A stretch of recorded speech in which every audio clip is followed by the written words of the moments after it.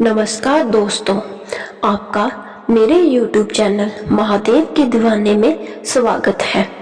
आज मैं आपको कर्मों का फल और सुख समृद्धि की बहुत ही सुंदर कहानी सुनाने जा रही हूँ। अगर आपको मेरी कहानी पसंद आई तो कमेंट बॉक्स में कमेंट जरूर करें। धन्यवाद।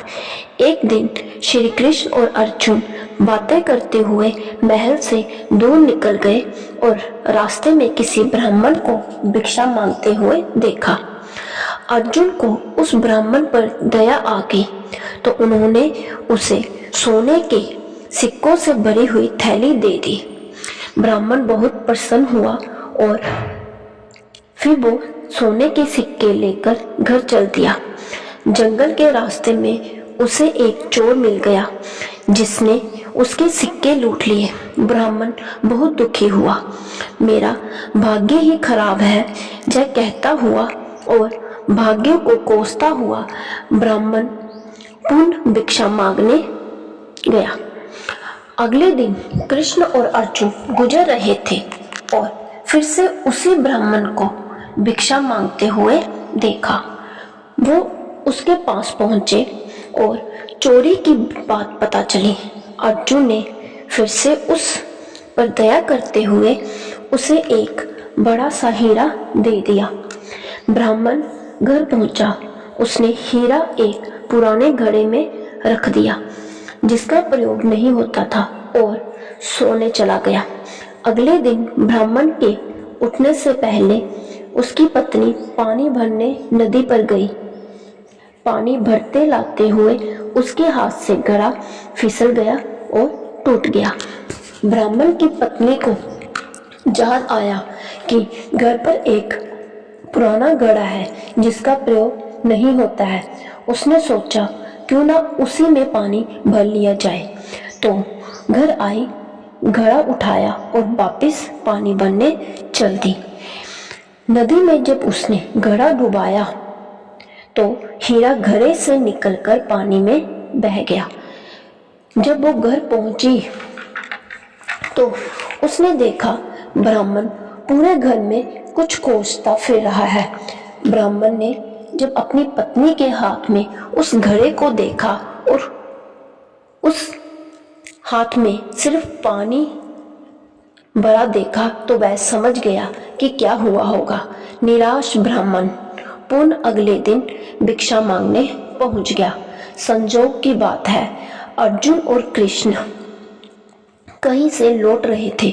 उनका ध्यान फिर से उस ब्राह्मण की तरफ गया तो उसके पास पहुंचे। उसने पूछा कि जब आपको भिक्षा मांगने की क्या आवश्यकता पड़ गई। ब्राह्मण ने फिर अपनी राम कहानी सुनाई। उसके दुर्भाग्य की कहानी सुनकर अर्जुन श्री कृष्ण से बोले, इस आदमी की किस्मत में सुख समृद्धि लिखी ही नहीं है। मुझे नहीं लगता अब मैं इसकी कोई भी मदद कर पाऊंगा। श्री कृष्ण बोले, नहीं। उन्होंने उस ब्राह्मण को 2 पैसे दिए। ब्राह्मण वो पैसे लिए और घर चल दिया। ब्राह्मण के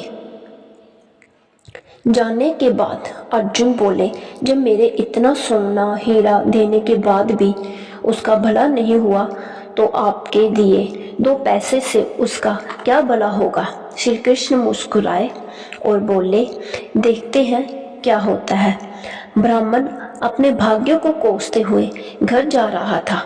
रास्ते में उसने एक मछुआरे को देखा कि एक ताजी मछली पकड़कर ले जा रहा था। मछली उसके जाल में फड़फड़ा रही थी और घुटने और छूटने की प्रयास कर रही थी। तो ब्राह्मण ने उस मछली की परिस्थिति देखकर दया आ गई।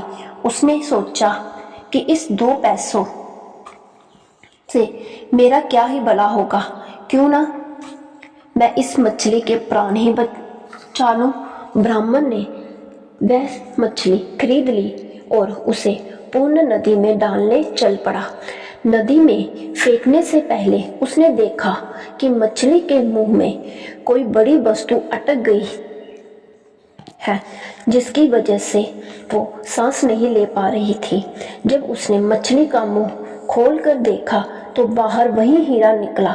ब्राह्मण हीरा पाकर खुशी से चिल्ला पड़ा, देखो देखो, मिल गया मिल गया, आखिर मुझे हीरा मिल ही गया। उससे थोड़ी ही दूर पर वही चोर जा रहा था जिसने ब्राह्मण के सिक्के चुराए थे। उसने जब यह आवाज सुनी और ब्राह्मण को नदी की तरफ से आते हुए देखा तो चोर डर गया। चोर उसे देखकर पहचान गया कि जिसके सिक्के उसने चुराए थे। ब्राह्मण के चिल्लाने की आवाज सुनकर उसे लगा कि ब्राह्मण ने उसे पहचान लिया है और अब उसको पकड़कर उसको सजा दिलाएगा। चोर ने ब्राह्मण के पैर पकड़ लिए और बोला, अरे भाई, मुझे माफ कर दो, अपने सिक्के ले लो, पर मुझे सजा मत दिलाना, मुझसे बहुत बड़ी गलती हो गई है। उसकी बातें सुनकर ब्राह्मण सारा मामला समझ गया और उसने चोर को माफ कर दिया और अपने सिक्के लिए और खुशी से अपने घर चल गया। अगले दिन ब्राह्मण सीधा अर्जुन के पास पहुंचे और सारी बात बताई। ब्राह्मण ने अर्जुन को धन्यवाद दिया और चल दिया।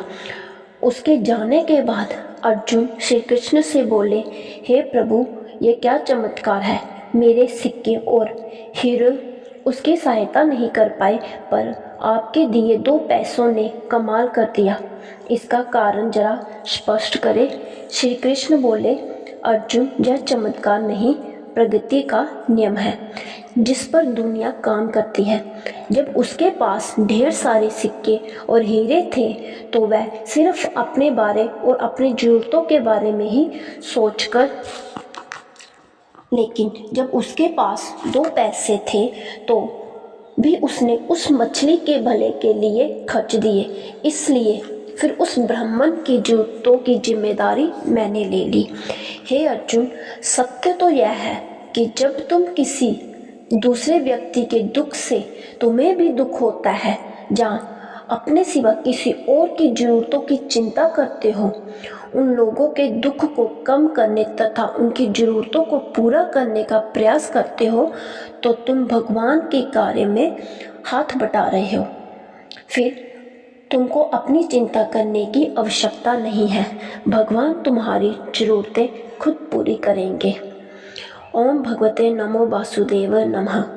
दोस्तों, आपको ये वीडियो पसंद आई हो तो लाइक, शेयर और सब्सक्राइब जरूर करें।